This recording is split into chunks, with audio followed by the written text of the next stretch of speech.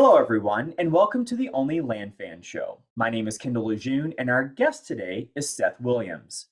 Seth Williams is a professional real estate investor and the founder of retipster.com, a real estate investing community that teaches self-motivated people how to make great money from real estate while minimizing risk and creating more time for the things that matter.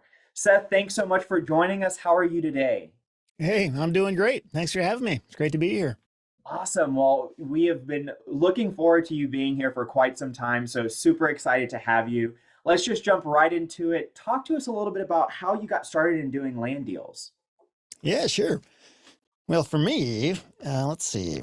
Kind of started back in like 2006, 2007 when real estate first came on my radar. And I read Rich Dad Poor Dad like a lot of us do, and I figured real estate was something I'm supposed to do now, but it didn't really tell me how to do it. So I wasted a lot of time trying to find deals on houses. And at the time, the housing market was really hot. Probably not quite as crazy as it is right now, but it was, very, very difficult to find anything even remotely close to a deal. And, I would make offers and people would outbid me. And I was just like, what am I doing wrong? Like, why can't I make this work? Like, I know this must work. Like people are doing it, but I'm doing it wrong. And it was around 2008, after wasting tons and tons of time trying to figure out the house business, when I discovered land. And not just land, but also the delinquent tax list approach to finding those deals. Not that that's the only way it has to happen, but that was how I learned about it and got started. And, I was just blown away by how much easier it was, how much less competition there was, how much simpler it was. And like a lot of people, I was very, initially confused about like, why would we do this? This makes no sense. There's no cash flow. Like, it just doesn't make sense. But once I figured out this whole idea of, how to find them repeatably and sustainably, it was like, whoa, this is a huge deal. And so that first year, I, sent out a few hundred postcards and got my first deal, and then did it again and got more deals, and did it again. I got more deals, and um, just kept growing from there. And it's just been an awesome business, as many of us know who are here listening to this. I mean, it's an amazing opportunity. And it's funny. I think as a lot of us can probably relate, it's getting harder to find deals. There's definitely increased competition in recent months and years. And um, funny thing is, it's even though it is getting harder, like on one hand, it's kind of disappointing, especially somebody like me who has been in it since there was literally zero competition when I got started. Like nobody else was doing this. Like I never ran into another competitor when making an offer on a property. Getting offers from other people never happened. And it's kind of a different world now.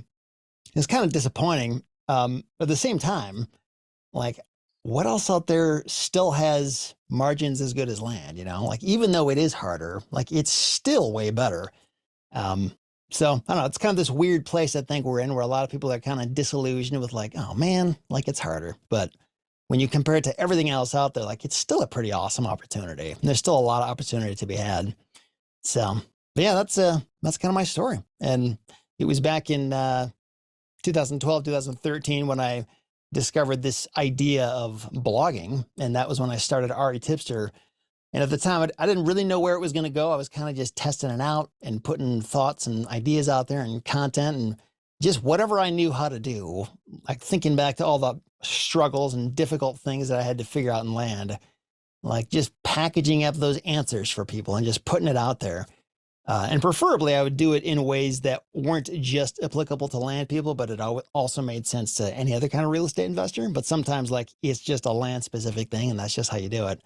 And that's been a ton of fun. And yeah, that's probably what I spend most of my week doing these days. And it's just an awesome, awesome thing to do. And I think I'm just kind of wired for content creation. And I didn't realize I was until I started trying to do it. And I realized how fun it was. And when I saw that, like, people are benefiting from this, like, this isn't just fun for me, like people are getting something out of it. So yeah, that's kind of, it's not everything, but that's most of it in a nutshell. Yeah, that's great. I have been a fan of your blog for so long. It's such a rich Thanks. source of resource. So thank you Hmm. so much for sharing that and putting that out into the Yeah, you world. bet. I really resonate with your story about, getting started in houses and seeing just how difficult, how competitive it could be, how saturated the markets could be. Did you have any type of mentors, or what types of uh, of resources did you have when you first started in your land adventure? Yeah. I didn't really have a mentor for land. I did have a mastermind group um, that was awesome. And to this day, I think they're an amazing way to learn a ton of stuff. And when I say mastermind, I know that means different things to different people. But what I'm talking about is just a free group. We just found a few other people that were in the same spot. Nobody was like amazing. We all had our successes in different ways, but it's not like there was the authority or the teacher who knew everything. It was just, here's what I'm going through, and here's what's working for me. And I failed at this, and then other people would chime in with like, "Oh, have you thought about this?" And here's what's working for me, and um, learned a ton of stuff. I mean, it was so instrumental. Even when I look back at it, all these years later, just regularly talking with people, like not one time, but like really getting to know people and their situation. You'd be amazed at what kind of stuff comes out of that. I've also done it for other kinds of stuff too, like self storage. When I was getting into that, it was equally amazing there. Like most of what I learned was from that, up until I got started and actually started doing it. And then there's sort of a second phase of learning when you see the real world and how that works. But yeah, so it was mastermind groups in terms of like just learning about the existence of the business. That was Jack Bosch back in the day. He was the first kind of pioneer to talk about the business, and nobody else was like even aware of it, I don't think, until he kind of put it out there. So he was the first guy to like make me realize, oh, this is a thing. And as I got into that first year, I just realized like, wow, there's a lot to this. Like there's a whole lot of information I have to kind of just figure out on my own, and nobody's going to spoon feed it to me. And I think it was through those struggles when I years later realized like maybe there is a need for something like RE Tipster, where, I mean, I don't think I'm ever going to be able to cover every possible struggle anybody could ever come up with, but there is no shortage of need for little things that you're going. I mean, I'm sure everybody can relate. I mean, just weird stuff that comes up with a land deal, like due diligence items you could never catch until you just get into it. Or, just oddball conversations you're having, or how to structure offers. I mean, the list goes on and on and on. So, yeah, that was kind of a big part of the reason why I realized RE Tipster was a needed thing out there, is because there's just always questions that people have. Not that I always have the answers, but I can at least try to pull in the answers from other people when I don't know it. Absolutely, yeah. That's just really incredible. You mentioned Jack Bosch. Jack is absolute amazing, amazing human being, and he's done so much in pioneering in our industry. And you also mentioned masterminds. I think there's something special and magical that happens. There's just some type of phenomenon that happens when you're around a like-minded group of people that are all on the same page trying to achieve the same thing. You see sort of what's possible, right? And for me, I know that was something that has been huge and instrumental in my development as well. So definitely recognize that. So talk to us a little bit about what your first land deal was like. Yeah. So for me, it was, I mean, in my mind, it was an amazing thing. I mean, I'm sure a lot of people can relate. If you've done a land deal, that first one is just like, whoa, like this really works. Your first acceptance and the first time going through it and getting the money, it's like, this is amazing.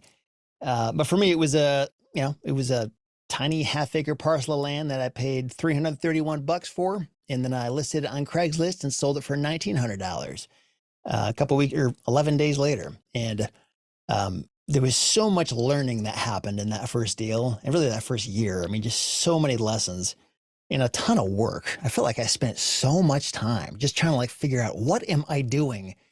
And that was yeah, I think I did like 30-ish deals that first year. But um, so yeah, that first deal was just a few hundred postcards I had sent out to a delinquent tax list. And, a few people called me back, and there was a guy from Long Beach, California, who hadn't seen his property in 20 years. And it sounded like he was near the end of his life, just judging by how he sounded on the phone. And he just wanted out. And yeah, it didn't take much money to do that. And I found in that neighborhood where I bought that first one, there were several people and several other properties I ended up buying. And it's really cool how like it's almost like this thrift store mentality. It's like one person's junk is another person's treasure. Like it's the same thing. Like nothing has changed about it. You're just taking it from somebody who doesn't see the need for it and finding the person who does see the need for it. And you can even like create that need just by getting good pictures, by putting together good information, just assembling a package that's attractive when really nothing has changed. You're just showing the thing in its best possible light. So, Yeah, that's a really, really great perspective to have on that. And so much power comes from that very first deal and getting proof of concept that, like, man, this really yeah, works, right? for sure. So, can you talk a little bit about, what was your mindset like going from, okay, I've done one deal and now I'm going to just do 30 deals by the end of that year? Talk to us a little bit about what that journey was like for you. Yeah. Yeah. So people who know me, well, maybe they don't know this, but I'm not a very good. Are you familiar with the DISC personality test? Like Yes. there's the D, I, S, and the C. And the D, a lot of people I know who are entrepreneurs are really strong Ds. Like they're dreamers, they have great ideas, they know how to build teams and cast a vision and like figure out where are we going. I'm not that way though. I'm terrible at that. It's like a Achilles heel for me. What I'm really good at is I'm a strong S. So I basically make a really good employee. Like if you tell me to do something, like I'll just put my head down and work on it. And I'm the worker bee. And I get great results from that. And I get places, but that can only get you so far. At some point, you need a vision and you need to figure out where to go. And I didn't really have a super strong vision my first year. It was more of I'm going to make offers on literally everything. Like, even if it's like, I mean, I didn't really understand what a junk property was at that point, something that was literally useless. But I made offers on all that stuff. And part of it was just, under the premise of I'm going to just learn as much as I can. And I did learn. I learned what kind of properties to not make offers on. But yeah, I didn't have a plan for like, okay, there's going to be 30 deals this year. That was not it at all. It was more just like, as I have time on my nights and weekends, I'm going to send this mail out and I'm going to call people back and I'm going to, send offers and we're going to close deals and we'll see what happens. And just seeing what the margins were, like it was pretty much a no-brainer after the first few deals that like, I'm going to make money. I just don't know how much I'm going to make or how far I'm going to be able to get. But I was coming from a standpoint of, it was a job that, it was an entry-level job right out of college. It wasn't paying anything awesome, but it gave me time to plug away at a side hustle. And yeah, so I was just trying to use the time I had to make any kind of progress. And not having a super clear vision or a very strong definition of like, we go after these kinds of properties, but not these. Like that was not figured out at all. And I guess that was another big finding from that first year or two is like some properties can waste a ton of time and really not get you anywhere. And even like certain campaigns when you're going after the wrong types of properties. And yeah, that was just, I guess that was my mentality. And I didn't know what I was doing, but I don't know, here I am. So. Well, that's really fantastic. I'm such a big fan of messy action and getting in and learning. I don't think that there's any better substitute for learning and education than actually getting in and doing it and figuring it out as you Yeah. go, right? Yeah. And so, can you talk a little bit about your first few properties? It sounds like you were flipping them, right? Like you were buying them Mhm. and selling them at a profit. Is that how did you progress through the different types of deals that you did in your career? Yeah. Yeah. Well, for the most part, flipping them without doing any improvements, like that's still kind of what I do when I do land deals. I mean, I have done a little bit of rezoning and development and that kind of stuff, but um, when I think of, I put my land flipper hat on, I'm not intentionally going after stuff to subdivide it. I know some people do that, and that's totally cool, but that's just that's not it's not my first plan of attack. If something comes up, then I'll use what resources I can to possibly pursue that. But um, yeah, but I guess as things evolved, so those first few years, it was going after a lot of the cheaper stuff, a lot of the stuff that you know, really base hits, I guess. And I was also very much stuck in Michigan. For some reason, I had this idea that I had to do it where I lived. And yeah, I think it was year 2 or 3. when the light bulb kind of went off and I realized I don't have to do that. And that's when I started sending mail everywhere and putting up a buying website and getting leads from all over the place and just doing stuff, all over the place.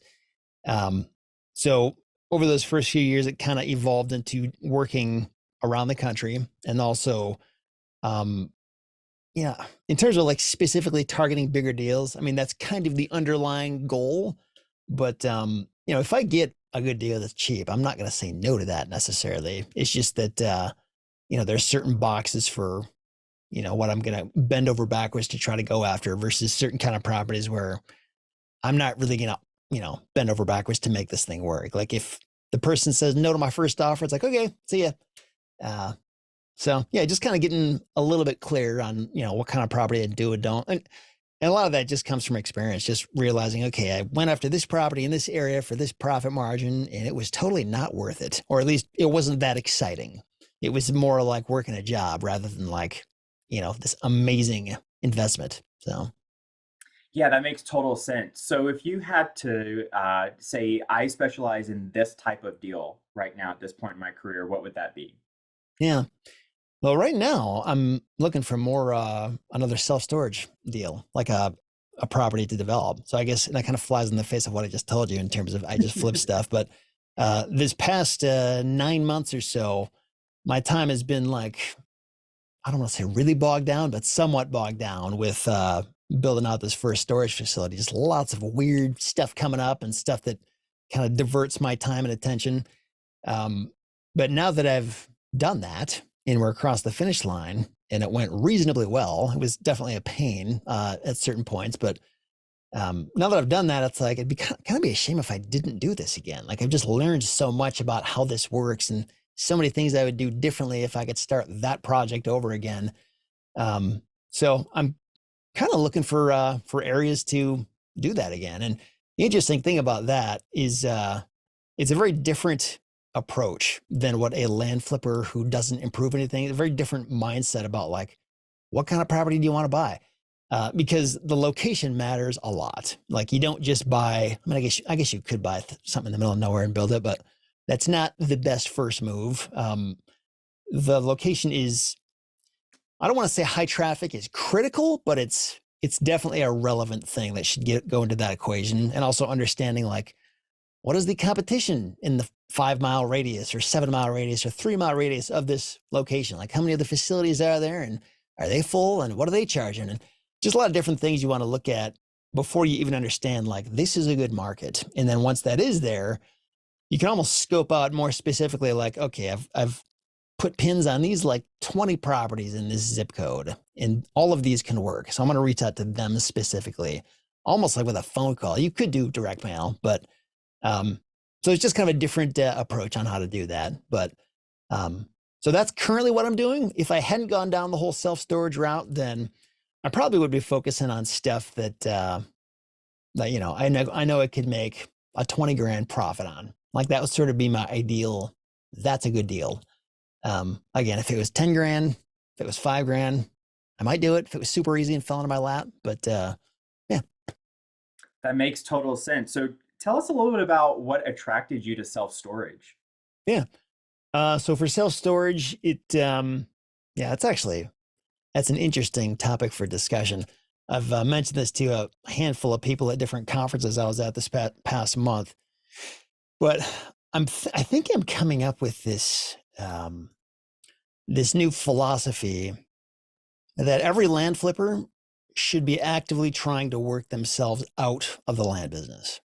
Like you should not be trying to stay here because this is a hamster wheel is what it is. It's a hamster wheel that pays really well. And so it's awesome, but like, it's still a hamster wheel and you're going to be doing this, I mean, forever if you don't have some kind of an exit plan on what's next.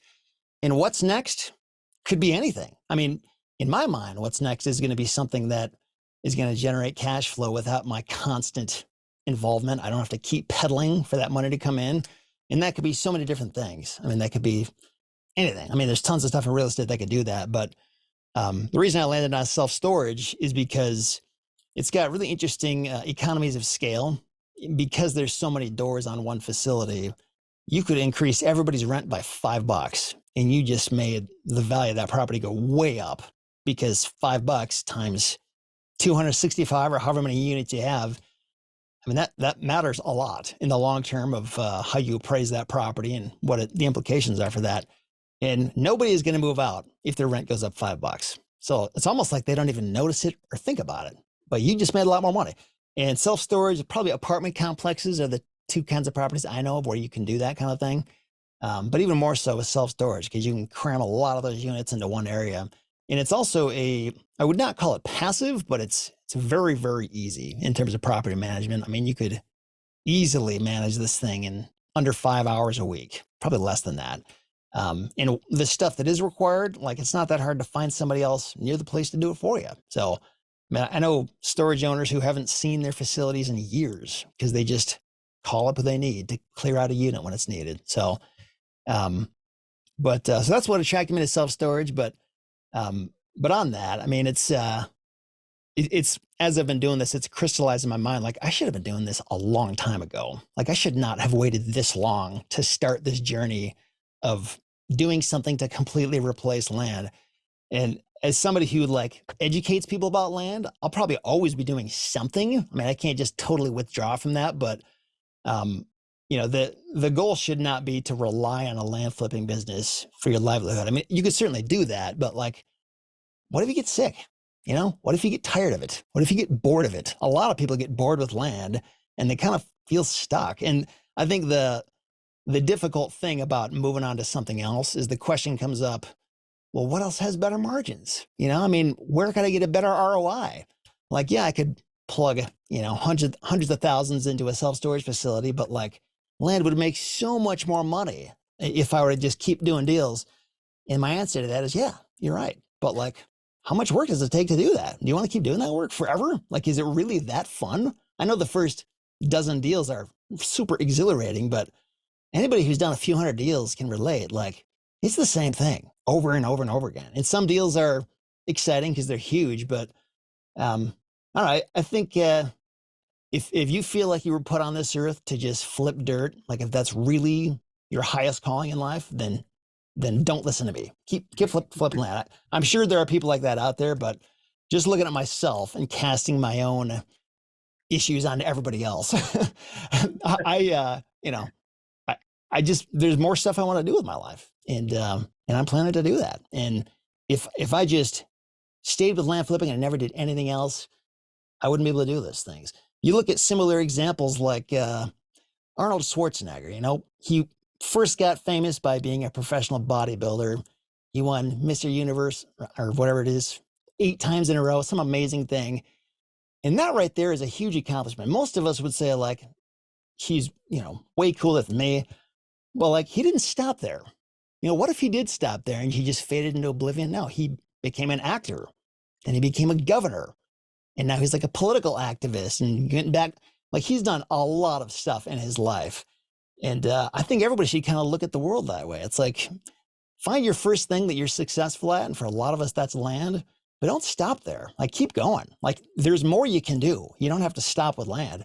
I think it's an amazing cash generating machine, but it doesn't have to be the end of the story. And if it's not something that, like being honest with yourself, like if it doesn't really excite you long term, then find something else. But use that cash wisely to fund the next thing, whatever that might be. Yeah, that's a really great insight. Just the whole idea of evolution and, what is it that you want to create in your life?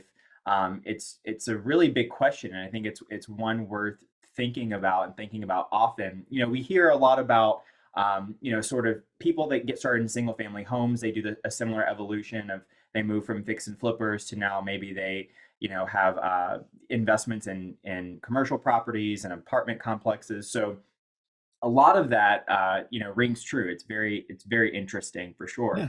So if someone's listening to this and they're like, oh my gosh, Seth, like it's like you are reading my mind. I love this land thing. However, it's starting to get a little bit mundane. I've been thinking about looking at something else. What is that next logical step for them? Say they wanted to get into self-storage, someone that has a land background. What type of advice would you give to them? Yeah, well, I think whatever the next thing is, and it doesn't have to be self-storage. I mean, it's kind of a boring business as well similar to land. And a lot of people overlook of it because of how boring it is, but like it's got some amazing qualities for it as well. And so if it's storage or if it's something else, I mean, I can tell you what I did. Got into a mastermind. I connected with other active storage investors who were really doing it and got a lot of insight from them, made tons and tons of notes, developed good relationships with those people that I still maintain to this day. And then when I found my first property and decided to do this thing, I just started getting my hands dirty, just bumping into walls and figuring out like, no, that doesn't work. That doesn't work. And like, for example, the property that I bought, originally it was residential and I had to rezone it to commercial. And that was the first big hurdle, because if I hadn't been able to do that, my deal would have been dead in the water. And so it was kind of a risk to buy that property on the assumption that I could get it rezoned. What a lot of people would have done is maybe put an option on it or like a purchase agreement with 6 months to give them time to try to change it. But I didn't do that. I just bought the thing. But the reason I was able to do that is because I had a really good plan B. If it hadn't worked out, I could have split it up into 3 parcels and sold it as 3 more and made some money on it. But when I made that decision, like I knew I had an exit plan if things didn't go as planned. And then I just started making calls and talking to civil engineers and surveyors and planners and figuring out like, how do you do this? How do you change the zoning? And just asking questions and getting a free education from a lot of the people who are happy to explain what to do. There's like a ton of stuff you can learn if you just pick up the phone and call people. People will tell you all kinds of stuff. And it may not be like perfectly organized. It may take more time because it's not being served up to you piece by piece in a course or something. But there's still a ton of stuff you can learn from that. And I also hired some consultants when I got into the actual like design stage. I think I paid them like 25 or 30,000 bucks altogether. And the main reason for that was mainly because like I just didn't know what I was doing. Like I had my own ideas, but like I had never done it. And I knew there were probably all kinds of things that I wasn't going to do right, that I was going to miss. And, there were definitely some key insights that they gave me that saved me some money. And they even pointed me to the right contractors to work with and certain people that could help get along the way. And honestly, like there were certain things they told me that I wouldn't do again. Like, I don't think they were right about everything, but still just, a lot of us can probably relate. If you've ever like seen a land deal and you think you know what you're doing, like you think you've done your due diligence, but like you just want somebody who's been there before to stand over your shoulder and be like, yes, this is a good deal. Go for it. Just to have that confidence to know like, okay, good. Somebody else is backing me up. I'm not just crazy. And it's almost like psychological. It's just having somebody else to make it okay for you to move forward and get you unstuck and not feel paralyzed. Because I tend to overanalyze stuff a lot, and I do feel paralyzed if somebody doesn't, if I don't know it or if somebody doesn't tell me it's okay. So, if I were to do this again now, I wouldn't need that blessing from many people anymore because I know a lot of what I'm doing. And yeah. So.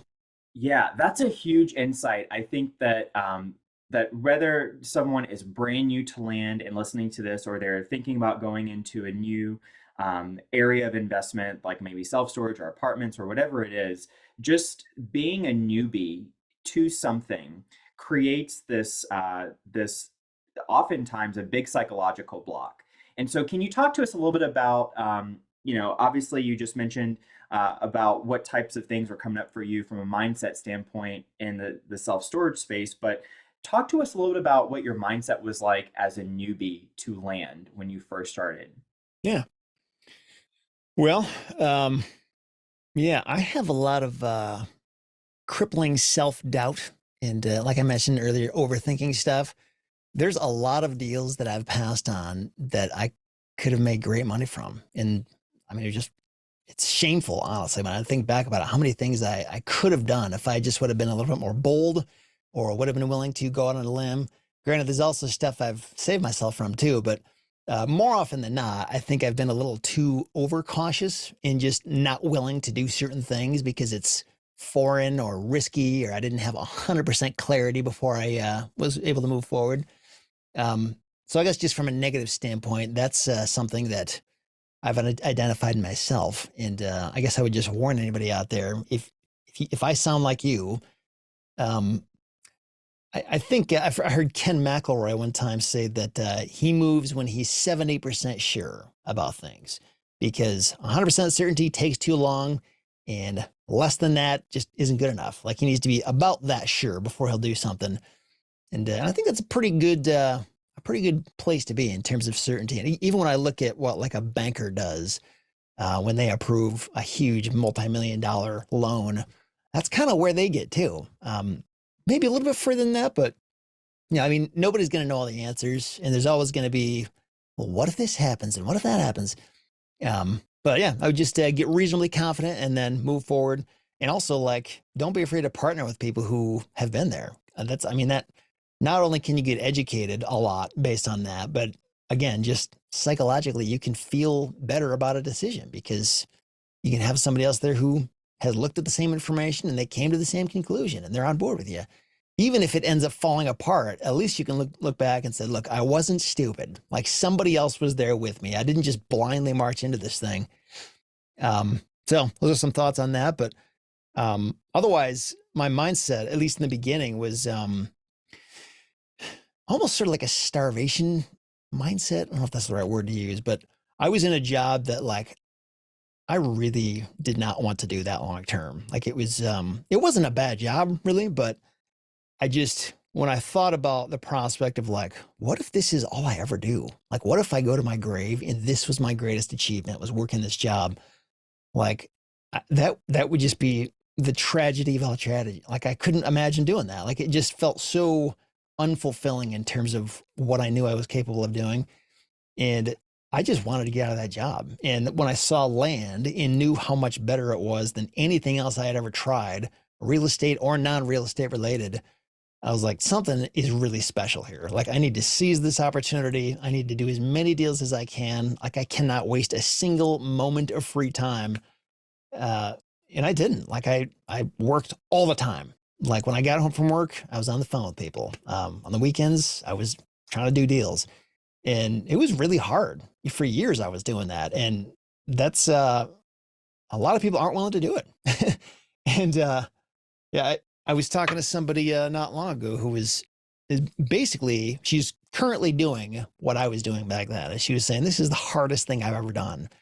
And I was like, I totally get that. Like, I just understand. It's just like burning the candle at both ends. And that's just the work part of it. You also think about like, man, what if I send all this mail and nothing comes back from it? You know, what if I buy this deal and it doesn't sell like I thought it would? Like there's all these what ifs to think about too.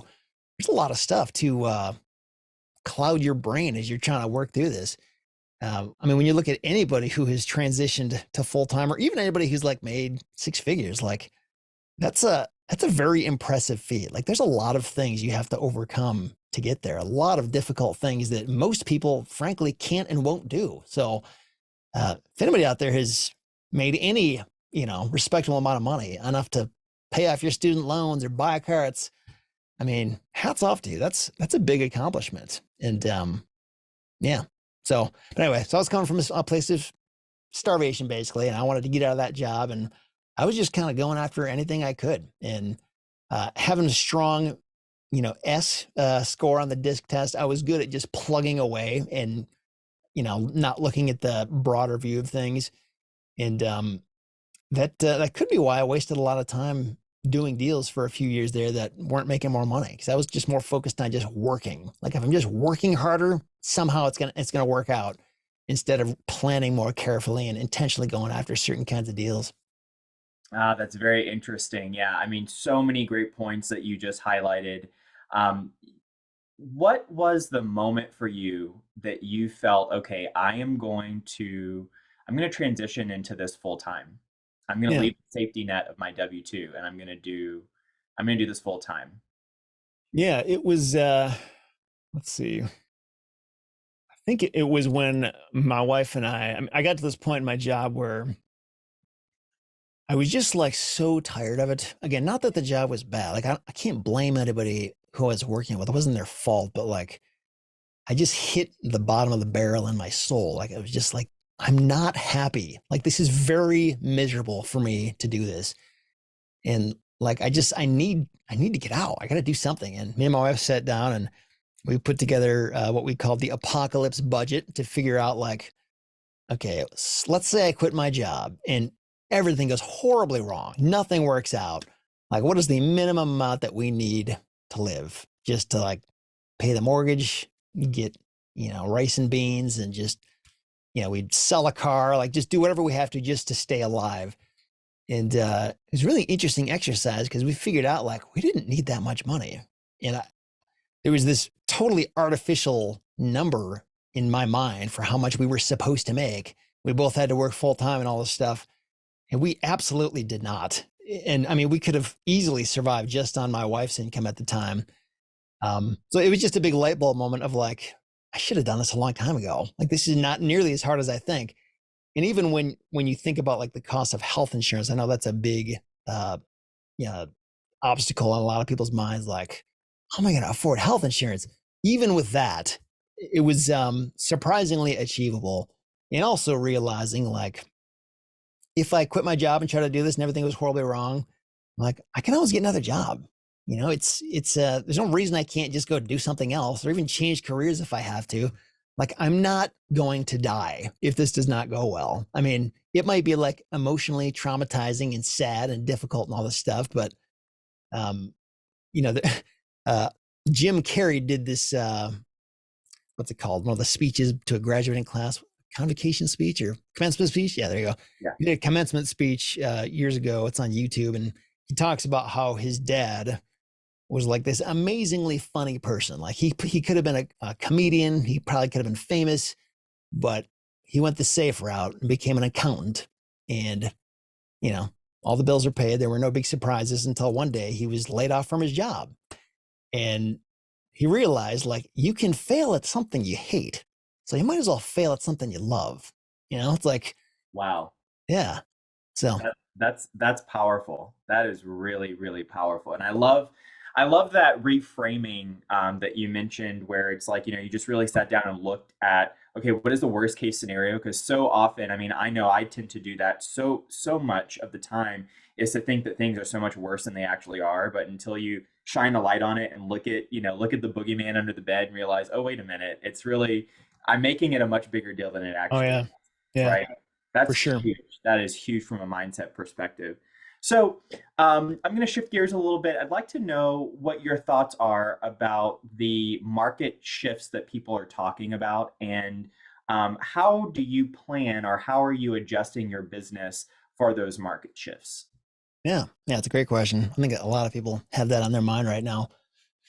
Um, yeah. So I think, in terms of where it's going, like what it'll be like a year and 2 and 5 years from now, I don't know. I'm really curious to see that too. Like, is it going to get even more competitive? Like even harder? Like, is this trend going to continue, or is something going to break loose at some point? It'll get a lot easier for some reason. Um, and yeah, in terms of just where it's at right now, in the fact that the trend seems to be getting, harder to find deals and things that are slowing down on the selling side, I think it's going to help to have some kind of competitive advantage, doing something that the other people out there are not doing. And that can be so many different things. I mean, it could be your overall business model, like if you're a Justin Sleva who is trying to buy and subdivide stuff. I mean, that's kind of a different business really than land flipping. I mean, there's a lot of overlap, but you make very different decisions on what kinds of properties you buy and how much you're willing to pay, and you can make a lot more money, but it's also kind of more work to get your hands dirty and make that stuff happen. So you could try to go that kind of route. You could try to do zoning and entitlements. I mean, you can just figure out like, what is my new niche? Um, and I think that'll just help from the standpoint of like, it changes what kinds of sellers you're willing to go after and how much you're willing to pay. Like, you don't just follow the same cookie cutter thing that everybody else is trying to do. It gives you a really easy way to stand out from the crowd and, kind of edge out whatever competition would have been there. Another way would be to just like, change up, like say if you are going to stay in just the straight up flipping game and do nothing different from that standpoint. I mean, you could change up the way that you're marketing people. You could change the stuff that you're saying to people. You know, Callan Faulkner. When I saw what she was doing with her, the way she puts together offers, I mean, it's like a super professional looking, sharp, almost like a package that you're presenting to somebody. I mean, it looks way better than anything else anybody out there is sending. And does it make a difference? Oh, I mean, it might. It certainly could. I mean, depending on the recipient and what prior conversations you've had with them and how well you've gotten to know them. I mean, if you've got a tailored, personalized offer that shows very clearly, like you've done your homework, like you know exactly what their property is, you're not messing around. That looks very different than somebody who sends a one-page blind offer that they got from some course, and it's the same thing everybody else is sending out. So, I mean, just changing up that kind of thing. There's also the people who want to go the texting route versus the cold calling, and probably depends on the market and that kind of thing. And there's different pros and cons to those alternative approaches, but there's that kind of way to do it. I've even heard, ideas of only going after $1 million and up properties, nothing else. And when you're making offers to them, you're making option offers to them, and you're paying a fairly high amount for that option. So, like, again, it's a very different type of approach. Like, you're going after a different kind of person on properties that probably don't get much mail because they're so expensive. And, it's again, it's sort of like a different business model. There's a different kind of clientele you'd be working with, different kinds of buyers you'd have to find on the back end, probably different decisions you would make on what is considered a good market if we're going after a totally different type of vacant land now. You're not really playing the rules by the way that everybody else is doing it. And depending on what you do, it could suddenly make it really easy to find deals because you're not doing the same stuff everybody else is doing. Absolutely. Yeah. There's a lot of talk in a lot of industries I know about how to sort of evade the red ocean and find your own specific little blue ocean Yeah. and work that niche. And so it definitely speaks to what you're speaking to, right now. So completely agree. What advice would you have for people who are saying, okay, I'm drowning in all this competition. I'm just trying to do this land flipping thing. I've tried all the different marketing, but I think I'm going to try a different niche. What would be some just fast and dirty rules or points that you would point out in terms of guiding them to how to find the niche? Yeah. Yeah. Well, yeah, that whole thing of I've tried all the different kinds of marketing, I kind of don't believe that. I can see why a person would think that, because in their minds they sort of feel like they've exhausted the three options that are out there. But you got to remember, like, even with direct mail, like there are so many ways to screw that up, and there's so many different components into that recipe. And all it takes is a little bit too much of this or not enough of that, and like all of a sudden it doesn't work the way it was supposed to. So, and I know that's not really an easy answer. In fact, if anything, that makes it harder because now you're thinking, gosh, what are these things I'm screwing up? But it's just something to think about, that like to really call something dead, that's a huge statement. I mean, that means you're saying that you've tried literally everything and nothing works. And I don't believe that. So Yeah, that's a great point. I've seen people literally change the color of their yeah, mail piece and it changes, their result. So absolutely great point. yeah. So, and again, that's just talking about like in one direct mail medium or marketing mail, like direct mail. You could switch over to texting, and now it's a different set of rules and things you have to think about. But so there's that. Thinking of like, how can I really step back from this? And just evaluating like, what is everybody else doing? Like, what is this competition I'm up against? Like these other letters I'm getting in the mail from other competitors trying to buy my properties, like what do they all have in common? And how can I not have those same things in common? How can I be totally different from them in a way that's going to make me look way better? And maybe it's the offer price, and maybe you can do that depending on your strategy and what you're trying to do with it, what kinds of properties you're going after and your plans. But it could just be the fact that, hey, I actually pick up the phone when people call, or I can't tell you how many times I've gotten offers from people and I go to their website and it's broken, or I call them and nobody answers. So yeah, there's a lot of stuff to consider there. You could also consider trying to partner with people. There's lots of different sources for deals out there.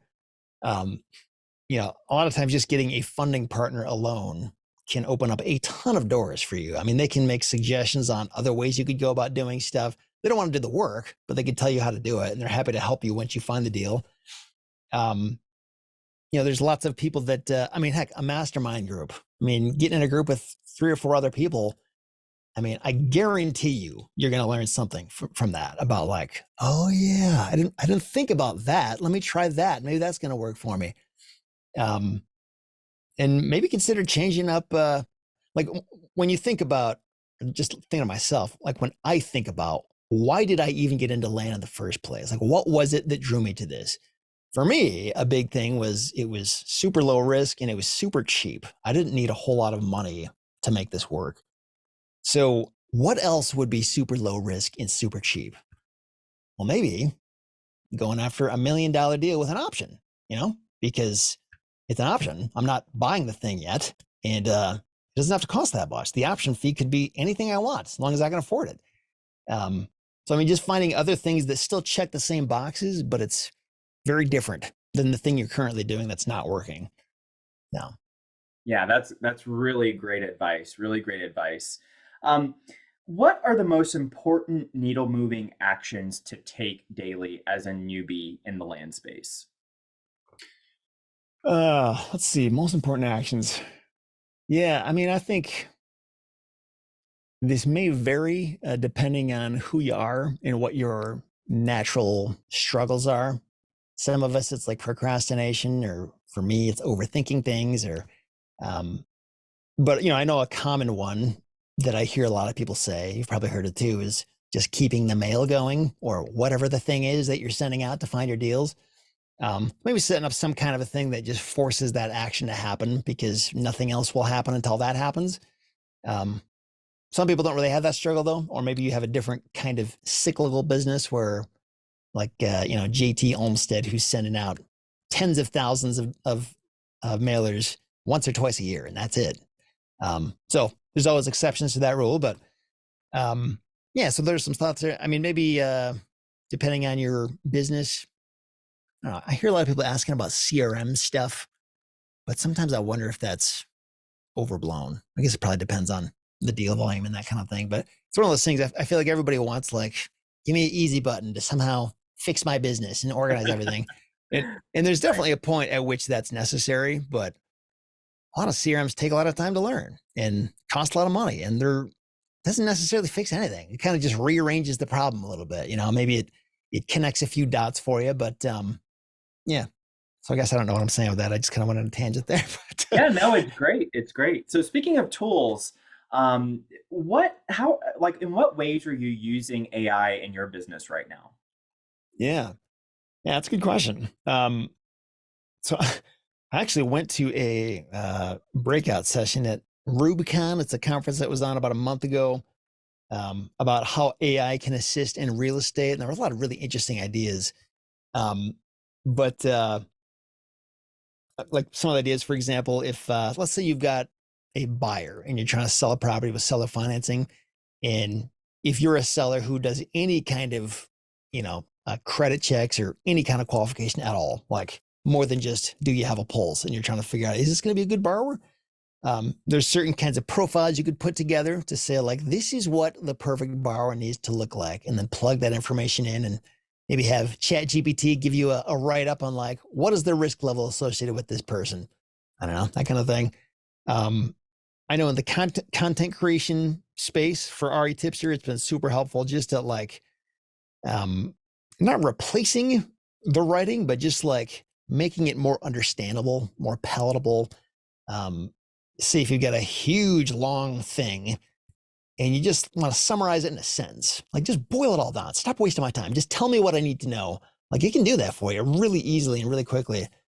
On land stuff, I know the other day, probably a month or so ago, I took a legal description and put it in ChatGPT, and I said, show me where the coordinates are for this property in Google Earth, just to see if it could do it. And interestingly, on the first go around, it did give me coordinates for all the 4 corners, and I plugged it into Google Earth, and they were the correct distance apart from each other, but they were about a mile to the south. So it was totally wrong location, but that tells me, like, there's something there. Like, it's probably going to get there pretty soon where it can do that. And when I told it it was wrong, and I asked it to try again, it was like, as an AI model, I cannot answer this question. So I think it understands it can't do that anymore. But stuff like that, like take a giant contract or something. Like I know I put together a option template not long ago, and I paid my attorney like $1,000 to make this option template for me. And I didn't really like the way that he worded it. Like it was just unnecessarily long and confusing. And by the time I got to the end of the thing, I'm like, what am I even reading? What is this? And so I pasted it into ChatGPT and I said, please summarize this and explain it so a fifth grader could understand it, basically. And it did it. And I copied it and put it in my contract and sent it back to my attorney. And I was like, would this work? Like not telling him it came from ChatGPT. And he was like, yeah, that would totally work. So, I mean, I'm not recommending this, but just so you know, like it can do attorney work for you. It can send letters of demand to people. I mean, tell ChatGPT, you are an attorney. Do this for me. Use it at your own risk, but I'm just saying, your work for me, whatever that's worth. Yeah, that's very, very cool. That's awesome. Yeah, I think that AI is opening up an entire world that's just going to be really fun to watch as Yeah. it develops for our industry for sure. Yeah. So, in your opinion, what's something that no one is talking about in the land industry right now that they should be talking about?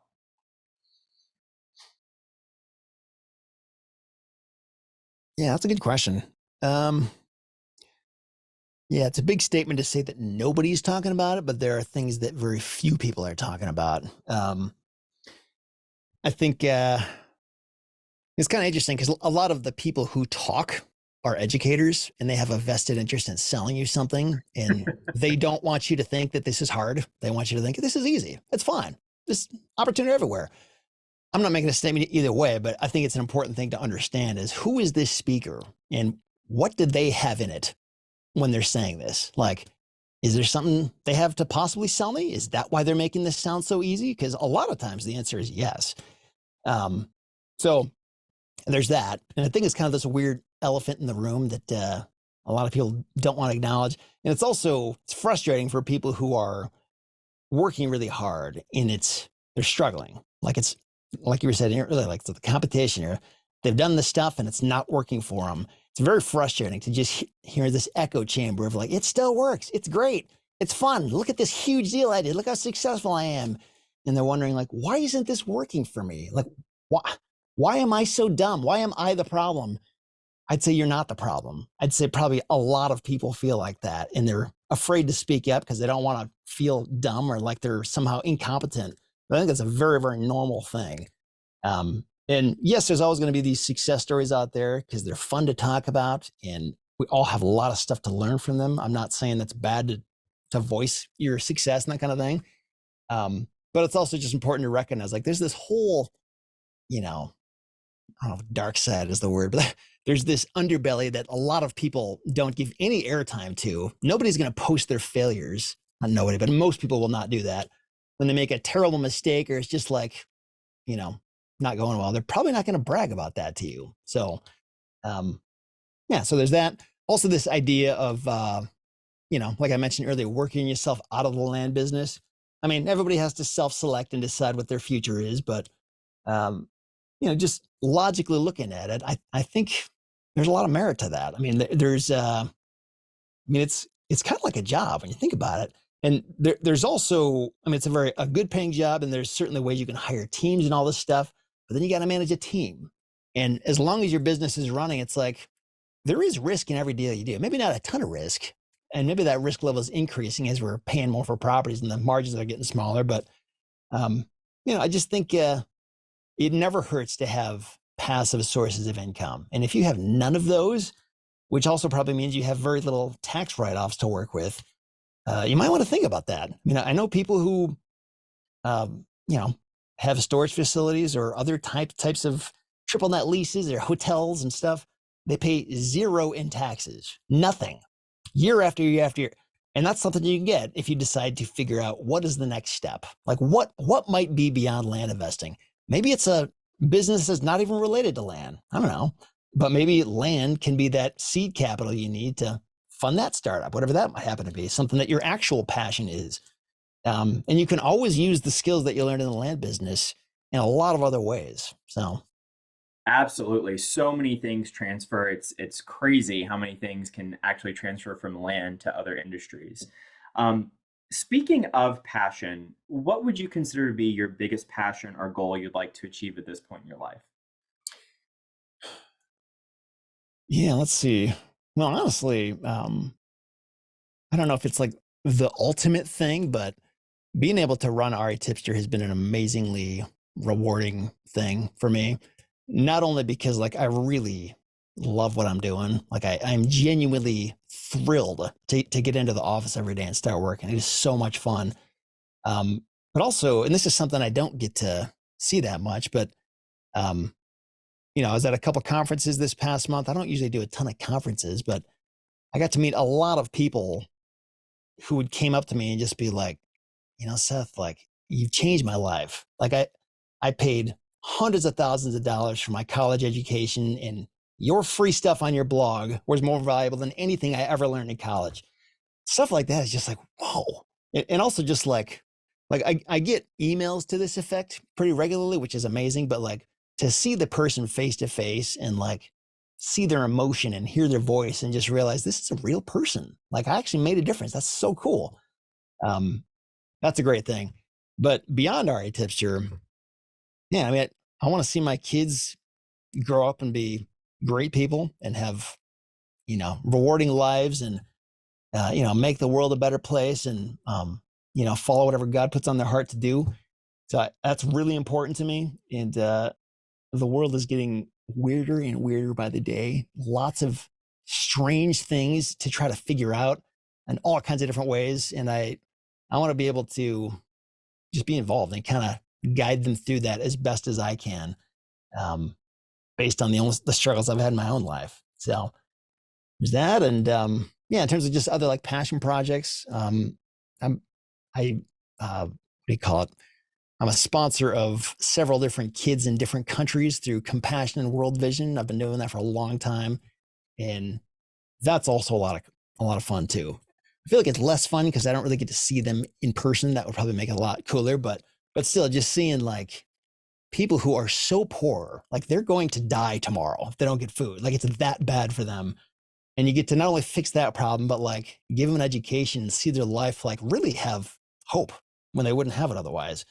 And to be able to do that for a fairly small amount of money is a really cool thing. It's actually crazy how easy it is to make that big of a difference. So that's something I want to keep doing a lot as well. So, Yeah, that's incredible impact. I mean, impact, legacy, and in so many different ways. So that's really, really special. So really cool stuff. What's your definition of success? one word, money. No, I'm just kidding. um, yeah. Yeah, that's a good question. Um, Trying to think of something deep to say here. I mean, as a Christian, I really want to live my life in a way that's going to be eternally impactful and make a difference to people in one way or another. Um, so I think that's a big part of it for me. Uh, and just like for my own life, I think being able to enjoy what you do day to day is a huge deal because I lived several years not in that place where, I mean, I'm sure we've all been there. It's not fun when you don't know, like, is my future headed anywhere exciting or is this really it? Um, and for a lot of time, for years, I didn't know if I'd ever find anything. And crazy thing is, like, a lot of people I worked with still haven't found anything, and they probably never will. I think honestly, most people don't find this amazing thing that gives them so much. It's so rewarding in their life. So the fact that I'm able to do that like a few times is a really cool thing. And even if it all stopped tomorrow and I had to go back to my job, I'd still be really thankful for these years I had where like I was there with my kids. Like I loved what I was doing. I saw the impact. Like that's not wasted on me, how special that is. So I think being able to have a life like that is just an amazing thing. So yeah, that's success to me. Yeah, I love that. I love that. Seth, what would you consider to be your superpower? Yeah, probably it's a, there's a book, I think it's called What Got You Here Won't Get You There. Mm. But for me, I think my superpower is being able to um, really plug away at stuff, like just get work done. Like I actually get really annoyed sometimes by dreamers and vision casters because they, had these grand ideas, and I know like you're not going to do it. I'm the one that has to do it, and it just kind of annoys me because it's a ton of work to actually get the job done. And if you don't do that work, then your idea is worth nothing. So I think that's one thing, is my ability to work hard. But on the flip side, like it's kind of a disability too, because at some point, like you do need that vision person to keep it going. So I think the strong S thing is a big deal, but also uh, on the Enneagram, I'm a type 6, which is the loyalist, I think it's called. And loyalty, I can't deny, like I have that. Like when I decide to do something, like it is going to happen. Like it's extremely rare that I make a big decision to start down a path and it doesn't end up happening. Um, so there's that too. And also like taking complex ideas, or um, trying to take difficult things and break them down into digestible bite-sized chunks that people can actually understand and do something with. Um, and when somebody just kind of rattles off a surface level answer that doesn't really answer the question, like digging deeper, like I really want to know. Like I'm not just asking this to waste your time. Like let's really get to the bottom of this so people can have their life changed by this. And yeah, there you go. There's some superpowers for you. Yeah, that's great. That's great. What's the biggest surprise you've had so far on your journey into the land space? Hmm. Yeah, interesting. I don't know if it's so much a surprise, but it's just been kind of interesting to see just this small industry and how it's evolved over the years. Because I know when I got started and I first learned about this, it was like, I mean, I immediately had this fear of like, oh man, like I need to keep this a secret. Nobody else can know about this, or this is going to be completely ruined next week. And that was absolutely not true. But like there is some merit to that, because there is more competition than there used to be, and it is making it harder. So, but it's just been interesting to kind of stand back and with the years that I've been in it, and have the perspective of seeing what it used to be in certain market conditions and how the market has changed things, and new people entering the space, and just almost the need to reinvent oneself is something that I think everybody has to do at some point, to just like get on the road and coast and not think and just keep pedaling. It just doesn't work that way. It's not that simple. Like you'll totally backslide in one way or another if you're not willing to think outside the box and do things differently. So, but just interesting to sit back and watch things and see where they're headed. So, in terms of like actual surprises, I mean, I don't know why my brain is going dead. I'm sure there's been something, but I can't think of any like shocking revelations or anything that have come up. Right. No, that's very good. That's very good. As a content creator, who are some of your favorite entrepreneurs, business owners that you follow? Yeah, good question. So you said entrepreneurs and business leaders. Is that what you said? Yep. Mhm. Um, yeah, I mean, there's a lot of them really. There's lots of people that, and I follow them in different ways. Like some of them, I'll listen to their podcast. Others, I see them on YouTube, and some people, it's like I just read anything in the news about you. But I think Jordan Peterson is a pretty amazing guy. He's a really good thinker. He can just like make sense out of everything, out of anything that comes up. And sometimes it's a little left brain and kind of academic, and I have a hard time understanding what he's getting at. But most of the time, he just distills things down in a way that makes sense when it otherwise didn't make sense. Um, and I guess he's an entrepreneur, sort of. But yeah, trying to think of who else. There's a bunch of different business podcasts I listen to, like Donald Miller, different different businessy kind of people. Elon Musk, I think, is just a fascinating guy, just because of how huge he is. Yeah, For there's sure. probably more too, but that's kind of the immediate ones that come to mind. Yeah, yeah, no, thanks for sharing that. So, if you could go back and tell yourself three pieces of advice when you were a newbie, what would they be? Yeah, I would say maybe think bigger is one of them. Um, and don't be so afraid. Like think about like what do you really stand to lose if you buy this $500 property and it doesn't sell? Like what's really the worst that's going to happen? So that kind of thing. And then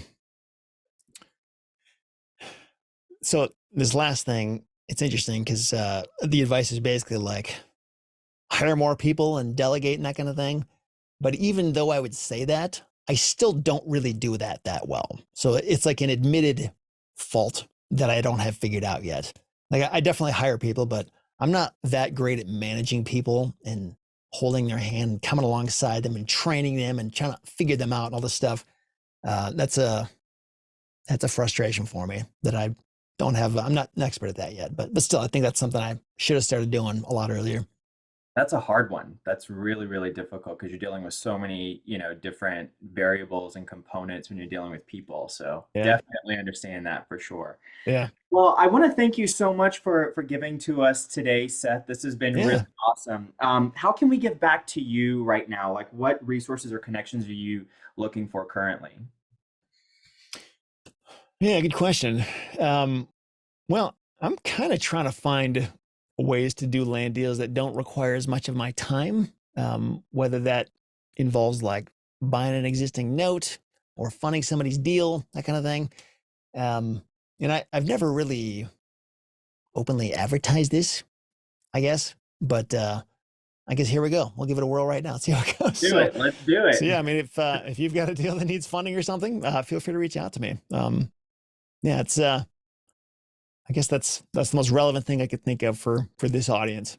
Yeah. And how can people reach out to you? Seth at retipster.com. Awesome. Well, Seth, I want to be respectful of your time. Thank you so much for joining us. It's been an absolute pleasure to have Yeah. you on. I was so looking forward to this, and this was definitely a highlight. So thank you so much for joining us. Thank you for everyone who joined us on the call today. We will be back next week. So please stay tuned to who we have coming up. Seth, thank you so much. You've been absolutely incredible. It was a pleasure visiting with you today. Everyone, be great. Have a great week, and we'll catch you in the next one. Bye bye.